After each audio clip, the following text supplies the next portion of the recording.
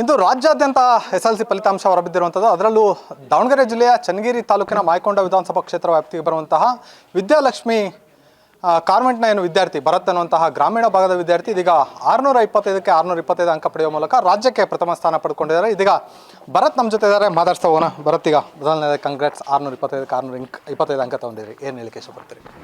ಇಲ್ಲ ಸರ್, ಅದು ಸ್ಟಾರ್ಟಿಂಗ್ದಿಂದನೇ ನಮ್ಮ ಟೀಚರ್ಸ್ ಎಲ್ಲ ಕ್ಲಾಸ್ ಮಾಡೋರು, ಅದನ್ನು ರಿವಿಷನ್ ಮಾಡ್ತಾ ಇದ್ದೆ. ಟೀಚರ್ಸು ಎನ್ಕರೇಜ್ ಮಾಡ್ತಾಯಿದ್ರು, ಪೇರೆಂಟ್ಸು ಸಪೋರ್ಟ್ ಕೊಟ್ಟರು. ಅದರಿಂದ 625 ತೆಗೆದಿದ್ದೀನಿ ಅಂತ ಹೇಳ್ಬೋದು. ಕ್ಲಾಸ್ ಬಿಡ್ತಾ ಅಂದರೆ ಎಲ್ಲರೂ ಕೈಯಲ್ಲಿ ಮೊಬೈಲ್ ಇಟ್ಕೊಂಡು ಮೊಬೈಲ್ ಒಳಗೆ ಹೋಗಿರ್ತಾರೆ. ನೀವೇನು ಮೊಬೈಲಿಗೆ ಅಡಿಕ್ಟ್ ಆಗಿದ್ರೆ, ಮೊಬೈಲಿಂದ ದೂರ ಇದ್ದು ಓದಿದ್ರೆ, ಯಾವ ರೀತಿ ಓದಲಿಕ್ಕೆ ಯಾವ ರೀತಿ ಟೈಮ್ ಕೊಡ್ತಾ ಇದ್ರಿ ಅಂತ? ಮೊಬೈಲ್ ನೋಡ್ತಾ ಇದ್ದೆ ಸರ್, ನೋಡ್ತಾ ಇರಲಿಲ್ಲ ಅಂತ ಹೇಳಲ್ಲ.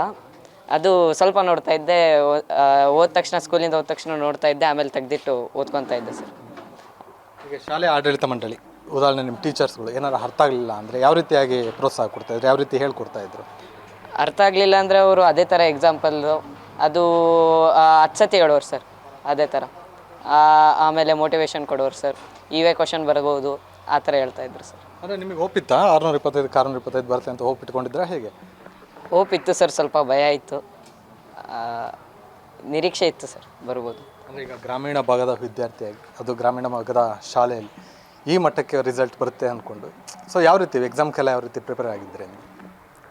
ಓದ್ತಾ ಇದ್ದೆ ಸರ್, 5ರಿಂದ 6 ಗಂಟೆ ಓದ್ತಾ ಇದ್ದೆ, ಕಂಟಿನ್ಯೂಸ್ ಆಗಿ ಅರ್ಥ ಮಾಡ್ಕೊಂಡು ಓದ್ತಾ ಇದ್ದೆ ಸರ್. ಓಕೆ, ಭರತ್ ಅವರ ತಂದೆ ಆಗಿರುವಂತಹ ಗಿರೀಶ್ ಅವರು ನಮ್ಮ ಜೊತೆ ಇದ್ದಾರೆ, ಅವ್ರನ್ನ ಮಾತಾಡ್ಸೋಣ. ಸರ್, ಈಗ ಮೊದಲನೇದಾಗಿ ನಿಮ್ಮ ಮಗ 625ಕ್ಕೆ 625 ಅಂಕ ತೆಗೆದುಕೊಂಡಿದ್ದಾರೆ, ಏನು ಹೇಳಿಕ್ಕೆ ಇಷ್ಟಪಡ್ತೀನಿ? ತುಂಬ ಖುಷಿ ಆಗ್ತಾಯಿದೆ ಸರ್, ತುಂಬ ಖುಷಿ ಆಗ್ತಿದೆ. ಅಂದರೆ ನಿಮಗೆ ಹೋಪಿತ್ತಾ ಸರ್? 1-2 ಕಡಿಮೆ ಆಗ್ಬೋದು ಅಂತಂದು ಒಂದು ಚಾನ್ಸ್ ಇತ್ತು. ನಮ್ಮ BO ಸಾಹೇಬರು ಫೋನ್ ಮಾಡಿ ನಮ್ಮ ಅಣ್ಣರಿಗೆ ಹೇಳ್ತಾಯಿದ್ರು, ಒಂದು ಸ್ವಲ್ಪ ಅವನಿಗೆ ಇನ್ನೊಂದು ಸ್ವಲ್ಪ ಫೋಕಸ್ ಮಾಡೋಕ್ಕೆ ಹೇಳ್ರಿ ಅಂತಂದು.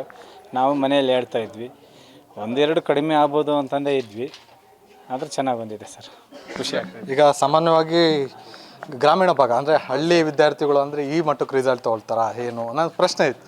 ಸೊ ಈಗ ಮಗನ ಸಾಧನೆ ಏನು ಹೇಳ್ತೀರಿ? ಸರ್, ನಾವು ಎಕ್ಸ್ಪೆಕ್ಟ್ ಮಾಡಿದ್ದಿಲ್ಲ ಈ ಥರ ಬರುತ್ತೆ ಅಂತ. ನಾವು ಹಳ್ಳಿಯಿಂದ ಬಂದಿರೋದ್ರಿಂದ ಈ ಥರ ತೆಗಿತಾನೆ ಅಂತಂದು. ಆದರೂ ಫಸ್ಟಿಂದ ನಾವು LKG ಹಿಡಿದು 9th ತನಕನೂ ಟಾಫಾಗೇ ಬರ್ತಾಯಿದ್ದ. ನೋಡ್ರಿದ್ರೆ ಅಕಸ್ಮಾತ್ ಚಾನ್ಸ್ ಏನಾದ್ರು ಸಿಗ್ಬೋದೇನೋ ಅಂದು ಓದು ಅಂತಿದ್ವಿ. ಚೆನ್ನಾಗ್ತಾ ಇದ್ದಾನೆ ಸರ್, ಎಕ್ಸ್ಪೆಕ್ಟ್ ಮಾಡಿದ್ವಿ. ಅಮ್ಮ, ನೀವೇನು ಹೇಳ್ತೀರಿ? ಈಗ ಮಗ ಈ ಮಟ್ಟಕ್ಕೆ ರಿಸಲ್ಟ್ ತೊಗೊಂಡಿರೋದಂದರೆ 625ಕ್ಕೆ 625 ಅಂಕ ತೆಗೆದುಕೊಂಡಿದ್ದಾರೆ. ಶ್ರಮಕ್ಕೆ ತಕ್ಕ ಪ್ರತಿಫಲ ಸಿಕ್ಕಿದೆ ಅಂತ ಹೇಳ್ತೀನಿ. ಅಂದರೆ ನೀವು ಮಗನಿಗೆ ಯಾವ ರೀತಿ ನೀವೇನಾದ್ರು ಓದಲಿಕ್ಕೆ ಎನ್ಕರೇಜ್ ಮಾಡ್ತಿದ್ದೀರಾ, ನೀವು ಹೇಳ್ಕೊಡ್ತಿದ್ರೆ ಮಗನಿಗೆ ಅಂತ? ಇಷ್ಟೊತ್ತಿಗೆ ಎದ್ದೇಳ್ಸು ಅಂತ ಹೇಳಿದ್ರೆ ಆ ಟೈಮಿಗೆ ಎದ್ದೇಳಿಸ್ತಿದ್ವಿ. ಹಂಗ ಬೇಗ ಹೇಳ್ಸೋದು ಎಲ್ಲ ಅವನು ಹೇಳ್ದಂಗೆ ಎಲ್ಲ ಫಾಲೋ ಮಾಡ್ತಿದ್ವಿ ಸರ್. ಖುಷಿಯಾಗಿದೆ ಈಗ ಮಗ ರಿಸಲ್ಟ್ ನೋಡಿ? ಹಾಂ, ತುಂಬ ಖುಷಿಯಾಗಿದೆ ಸರ್. ನೀವು ತಂಗಿ ಆಗ್ಬೇಕೇನಮ್ಮ, ಅಕ್ಕ ತಮ್ಮನ ರಿಸಲ್ಟ್ ಬಗ್ಗೆ ಏನು ಹೇಳ್ತೀರಿ? ಏನಿಲ್ಲ ಸರ್, ಖುಷಿ ಆಯಿತು. ಎಲ್ಲ ಹೇಳ್ತಾ ಇದ್ವಿ ಹಿಂಗೆ ಓದ್ಕೋ ಅಂತ. ಆ್ಯಂಡ್ ಫಸ್ಟಿಂದನೂ ಯಾರಿಗೂ ಬಿಟ್ಕೊಟ್ಟಿಲ್ಲ ಸರ್, ಫಸ್ಟಿಂದನೂ ಟಾಪಾಗೆ ಬಂದ. ಸೊ ಈಗೂ ಟಾಪಾಗೆ ಬರಲಿ ಅಂತ ಎಲ್ಲ ಎಕ್ಸ್ಪೆಕ್ಟ್ ಮಾಡಿದ್ವಿ. ಬಟ್ ಎಕ್ಸ್ಪೆಕ್ಟೇಷನ್ಗೂ ಮೀರಿ ಫಸ್ಟ್ ಬಂದಿದ್ದಾನೆ ಸರ್, ಖುಷಿ ಆಯಿತು.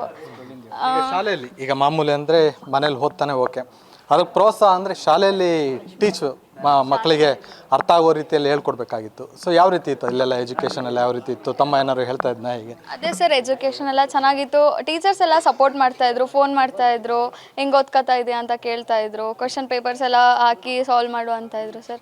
ಅದೇ ಏನೇ ಡೌಟ್ಸ್ ಇದ್ದರು ಎಲ್ಲ ಕ್ಲಿಯರಾಗಿ ಸಾಲ್ವ್ ಮಾಡಿದ್ದಾರೆ ಸರ್. ಅವನಿಗೆ ಭಾಳ ಎನ್ಕರೇಜ್ ಮಾಡಿದ್ದಾರೆ. ಸೊ ಅದಕ್ಕೆ ಸರ್ ಅವ್ನು ತೆಗ್ದಿರೋದು. ಎಲ್ಲ ಪೇರೆಂಟ್ಸು, ಟೀಚರ್ಸ್ ಎಲ್ಲ ಇವರಿಂದನೇ ಸರ್. ರಿಸಲ್ಟ್ ಬಗ್ಗೆ ಖುಷಿಯಾಗಿದೆ? ಹಾಂ ಸರ್, ಖುಷಿಯಾಗಿದೆ. ಈಗ ಭರತ್ ಅವರಿಗೆ ಲಾಸ್ಟ್ ಕ್ವಶನ್. ಈಗ 625ಕ್ಕೆ 625 ಅಂಕ ತೆಗೆದುಕೊಂಡಿರಿ, ನೆಕ್ಸ್ಟ್ ಏನು ಆಗಬೇಕು ಅಂತ ಗುರಿ ಇಟ್ಕೊಂಡಿದ್ದೀರಿ? ನೆಕ್ಸ್ಟು ಇವಾಗ ಸೈನ್ಸ್ ತೊಗೊತೀನಿ ಸರ್, ಆಮೇಲೆ ನೀಟ್ ಕ್ರ್ಯಾಕ್ ಮಾಡಬೇಕು ಅಂತ ಇದೆ, MBBS ಮಾಡಿ. ಓಕೆ, ಸೊ ಇದಿಷ್ಟು ಏನು ಭರತ್ ಅವರ ಮಾತು. ಅಂದರೆ ಈಗ 625ಕ್ಕೆ 625 ಅಂಕ ತೆಗೆದುಕೊಂಡಿದ್ದೀನಿ, ಮುಂದೆ MBBS ಮಾಡಬೇಕು ಅನ್ನೋಂತಹ ಕನಸನ್ನು ಕೂಡ ಭರತ್ ಹೊತ್ತಿರುವಂಥದ್ದು. ಕ್ಯಾಮ್ರಾ ಪರ್ಸನ್ ಅನೇಶ್ ಜೊತೆ ಪ್ರವೀಣ್ ಬಾಡ, ಒಂದು ಕನ್ನಡ ನ್ಯೂಸ್, ದಾವಣಗೆರೆ.